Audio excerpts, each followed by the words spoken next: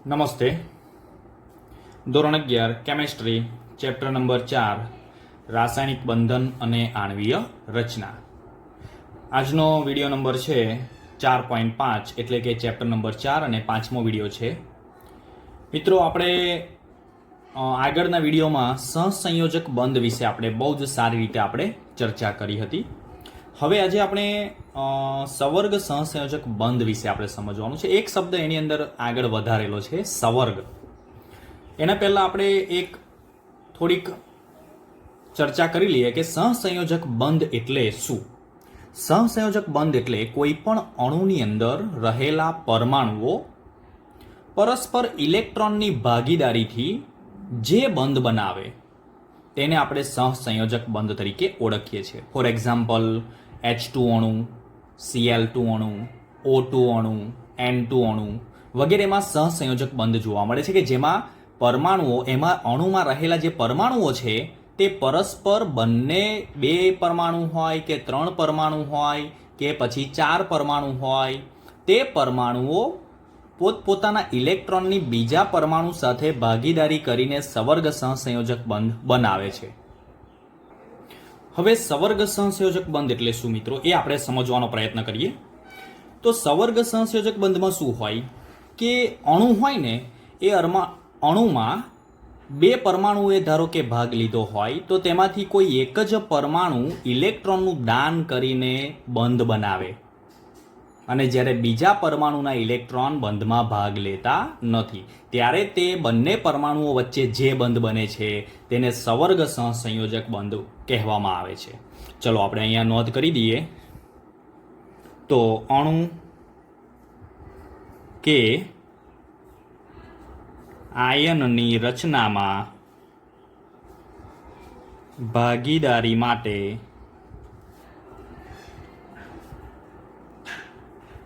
જરૂરી ઇલેક્ટ્રોન, જો અણુ કે આયન હોય, અણુ હોય કાં તો આયન હોય, તેની રચના કરવી હોય ત્યારે ઇલેક્ટ્રોનની જે ભાગીદારી થાય માટે એના માટે જે જરૂરી ઇલેક્ટ્રોન જોઈએ. મિત્રો, આપણને ખબર છે કે એક બંધમાં કેટલા ઇલેક્ટ્રોન હોય?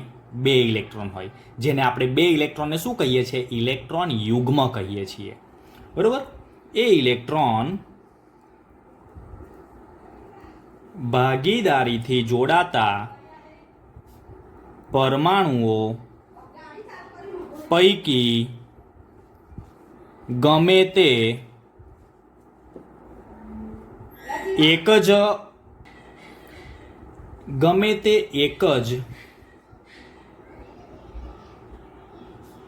પરમાણુ આપે અને જે બંધ બનાવે તેને સવર્ગ સહસંયોજક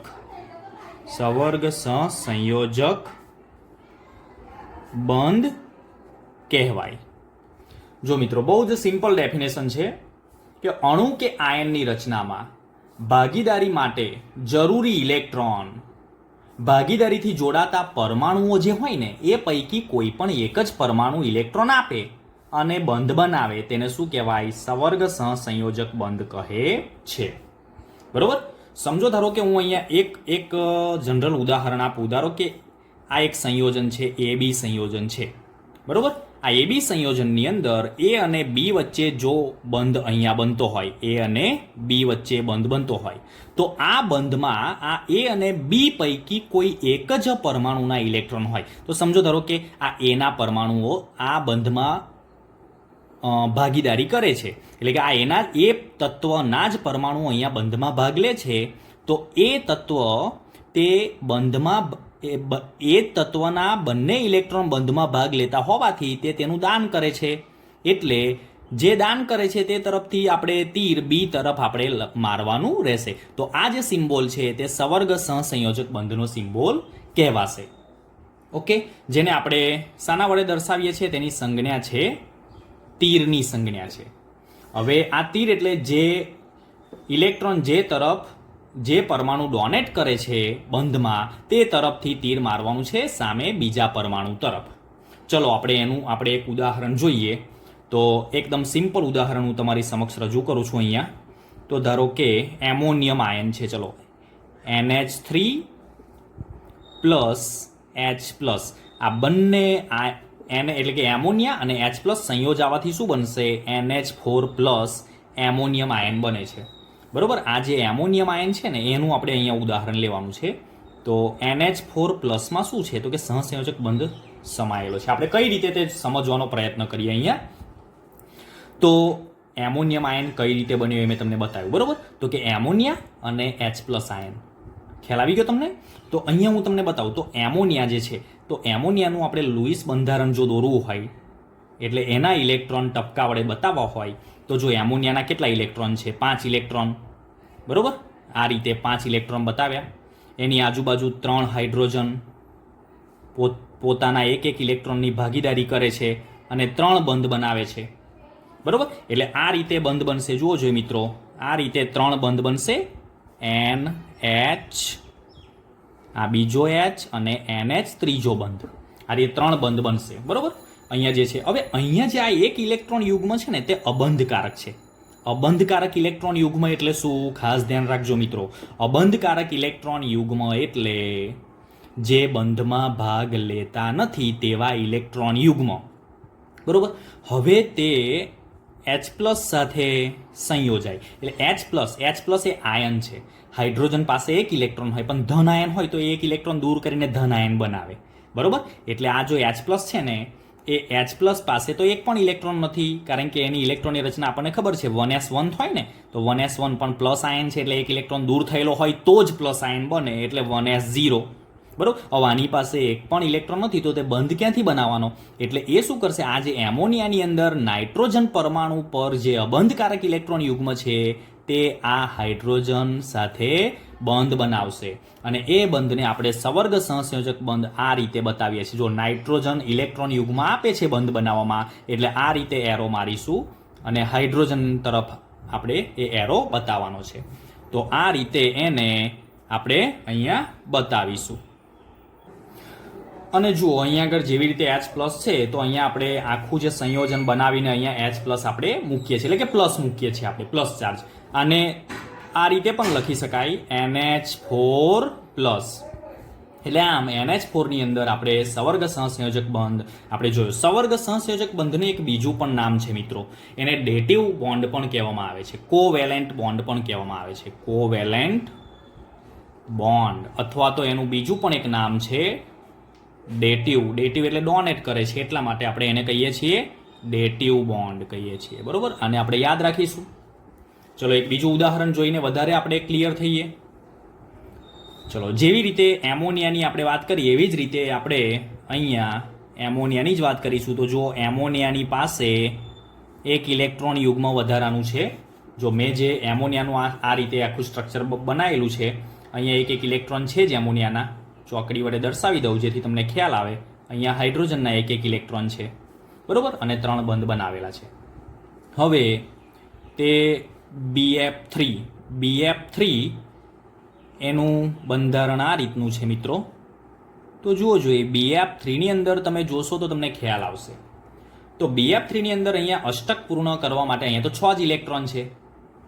બરોબર, એટલે NH3 BF3ને આનું જે અબંધકારક ઇલેક્ટ્રોન યુગ્મ છે ને તે આને આપશે, બોરોનને આપશે, જેની પાસે ઇલેક્ટ્રોન યુગ્મ નથી. બરોબર, અહીંયા આગળ આ ખાલી છે જુઓ.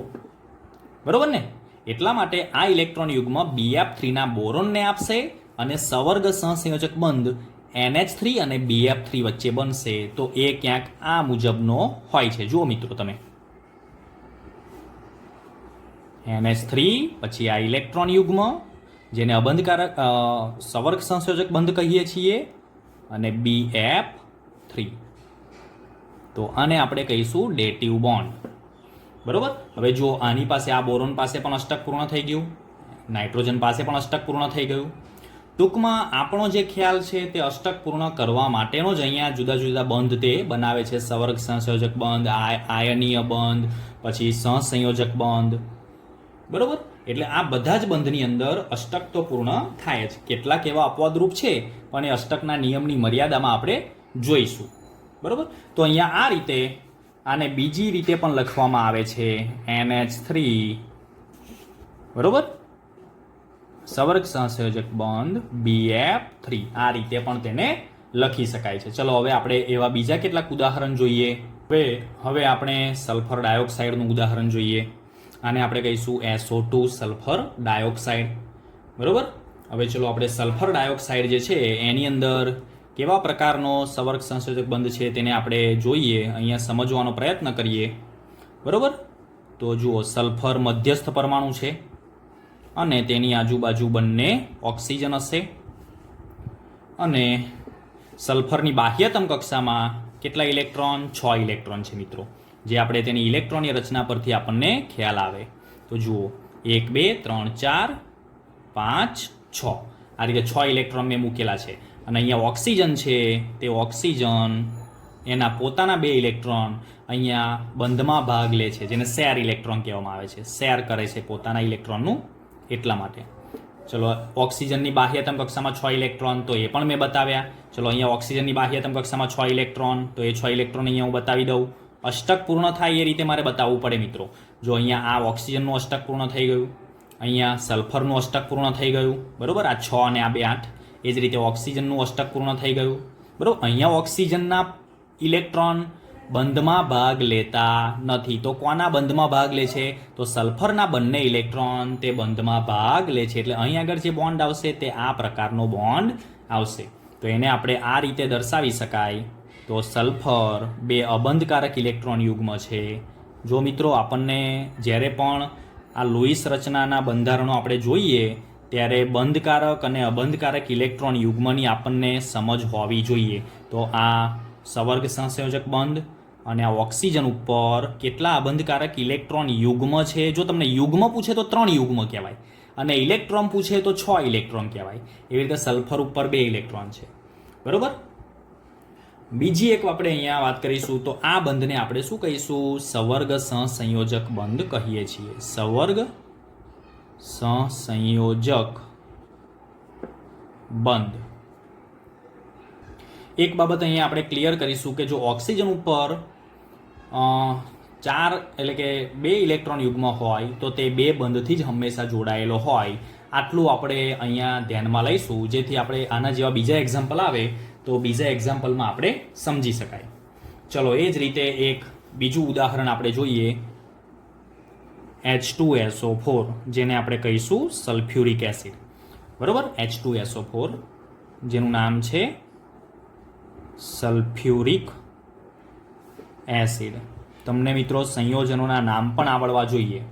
બરોબર. એટલે હું બોલું, કદાચ ના લખું તો તમારે પણ એને તમારી નોટબુકની અંદર નોંધી લેવાના છે. ચલો, અહીં આગળ સલ્ફ્યુરિક એસિડનું આપણે બંધારણ જોઈએ, જેથી તમને ખ્યાલ આવે.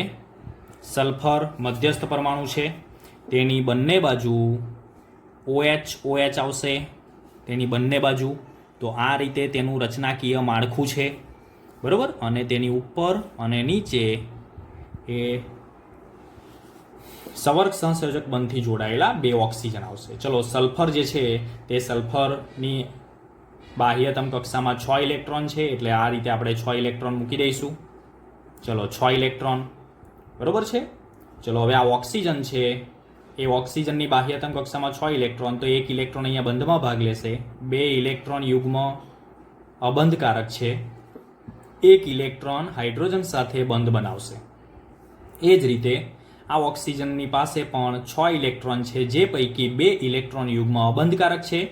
1 ઇલેક્ટ્રોન સલ્ફર સાથે બંધમાં ભાગ લેશે અને બીજો ઇલેક્ટ્રોન હાઇડ્રોજન સાથે બંધમાં ભાગ લેશે. બરોબર. હવે તમે અહીંયા જોઈ શકો છો મિત્રો કે આ રચનાની અંદર ઓક્સિજન જે છે એ ઓક્સિજનનું અષ્ટક પૂર્ણ કરવા માટે અહીંયા 2 ઇલેક્ટ્રોન આવી ગયા, એટલે ઓક્સિજનના એક પણ ઇલેક્ટ્રોન અહીંયા ભાગ લેતા નથી. તો એના અબંધકારક ઇલેક્ટ્રોન યુગ્મ કેટલા થશે? 3 થશે. તો એ જ રીતે અહીંયા નીચે પણ અબંધકારક ઇલેક્ટ્રોન યુગ્મ 3 થશે. તો આ રીતે તેનું માળખું થશે ને 2 સવર્ગ સહસંયોજક બંધ બનાવશે. જુઓ, ડોનેટ કોણ કરે છે? સલ્ફર. કોને કરે છે? ઓક્સિજન તરફ. એટલે આ રીતે 2 બંધાવશે, ઉપર અને નીચે.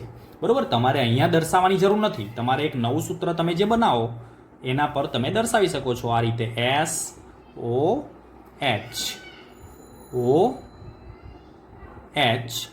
અને અહીંયા આવશે સવર્ગ સહસંયોજક બંધ ઓક્સિજન, સવર્ગ સહસંયોજક બંધ ઓક્સિજન. બરોબર. તો આ બંધને આપણે શું કહીએ છીએ? ડેટિવ બોન્ડ, કોવેલેન્ટ બોન્ડ આપણે કહીશું. ચલો એ જ રીતે એક બીજું આપણે જોઈએ, છેલ્લું એક ઉદાહરણ, જેથી તમે વધારે ક્લિયર થઈ જાઓ. બરોબર. એક ઉદાહરણ આપણે લઈએ, HNO3, nitric acid. Nitric acid.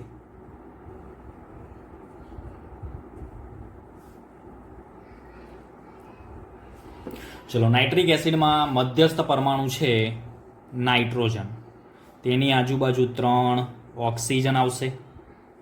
3 oxygen છે એટલા માટે, અને 1 હાઇડ્રોજન છે તે 1 ઓક્સિજન સાથે બંધમાં ભાગ લેશે. ચલો હવે નાઇટ્રોજન પાસે 5 ઇલેક્ટ્રોન છે બાહ્યતમ કક્ષામાં, તો એ પૈકી અહીંયા હું ગોઠવું છે 2, 2 4 અને 1 5. બરોબર. હવે ઓક્સિજન પાસે 1 ઇલેક્ટ્રોન અહીંયા બંધમાં ભાગ લેશે, બીજા 5 ઇલેક્ટ્રોન એટલે કે બીજા 4 ઇલેક્ટ્રોન 2 ઇલેક્ટ્રોન યુગ્મ સ્વરૂપે અબંધકારક, અને બીજો 1 ઇલેક્ટ્રોન હાઇડ્રોજન સાથે બંધ બનાવશે. એ જ રીતે આ ઓક્સિજનના 2 ઇલેક્ટ્રોન અહીંયા ભાગ લેશે અને બીજા 4 ઇલેક્ટ્રોન, એટલે એમ કરીને ટોટલ અષ્ટક પૂર્ણ થશે. અહીંયા આગળ નાઇટ્રોજન છે, નાઇટ્રોજનનું પણ અષ્ટક પૂર્ણ થશે. તમે જોઈ શકો છો મિત્રો. ઓક્સિજન, તો અહીંયા આગળ ઓક્સિજનના પોતાના 1 પણ ઇલેક્ટ્રોન બંધમાં ભાગ લેતા નથી. બરોબર. તો આ રીતે તમે જુઓ જોઈએ ક્યાં આગળ અહીંયા આ મેં જે લુઈસ રચના જે દોરેલી છે એમાં તમને ક્યાં સવર્ગ સહસંયોજક બંધ દેખાય છે? તો અહીંયા મિત્રો જુઓ, અહીંયા નાઇટ્રોજનના જ બંને ઇલેક્ટ્રોન ઓક્સિજન તરફ બંધ બનાવે છે. તો એને આપણે આ રીતે દોરાશે. જો અહીંયા દ્વિબંધ છે એટલે દ્વિબંધ oxygen nitrogen, single bond oxygen, single bond hydrogen, અને સવર્ગ સહસંયોજક બંધ ઓક્સિજન. બરોબર. તો આ રીતે આપણે આ જે બંધ છે તેને આપણે કોવેલેન્ટ બોન્ડ અથવા તો ડેટિવ બોન્ડ આપણે કહીશું. Donating bond, dative bond. તો આ રીતે આપણે સવર્ગ સહસંયોજક બંધ જોયો. હવે તમારે આ સિવાયના બીજા કેટલાક એક્ઝામ્પલ હોમવર્કની અંદર સવર્ગ સહસંયોજક બંધના બતાવવાના છે. Thank you.